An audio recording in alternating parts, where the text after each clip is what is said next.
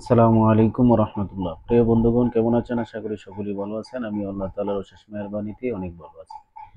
প্রিয় বন্ধুগণ, আজকের টপিক হলো আল্লামা মামুনুল হক হাফিজাহুল্লাহ। ওনার একটি প্রোগ্রামে একটি বক্তব্য দিয়েছেন। এই বক্তব্যগুলা অত্যন্ত যুক্তিসঙ্গত এবং পছন্দনীয়। যারা এই ভিডিওটি দেখছেন অবশ্যই আল্লামা মামুনুল হক হাফিজাহুল্লাহ এই বক্তব্যটি আপনারা শেষ পর্যন্ত শুনবেন। তারপরে আপনাদের মতামত কমেন্ট বক্সে জানিয়ে দেবেন। প্রিয় বন্ধুগণ, আমরা সবাইকে এক পাল্লায় মাপি।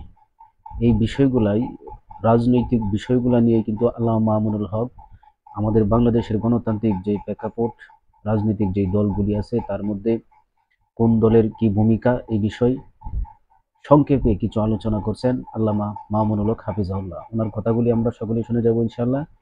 ধৈর্য সহকারে ভিডিওটি শেষ পর্যন্ত দেখবেন।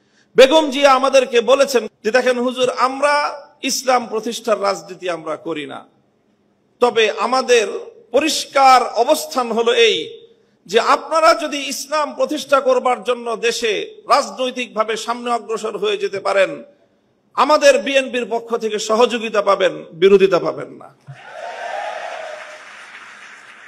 এই যে আজকে হাবিবুন নবী খান সোহেল ভাই যে কথাটা বললেন, অনেকেই বিএনপি এবং আওয়ামী লীগকে এক পাল্লায় পরিমাপ করে। আমি মনে করি এটা অনেক বড় অবিচার।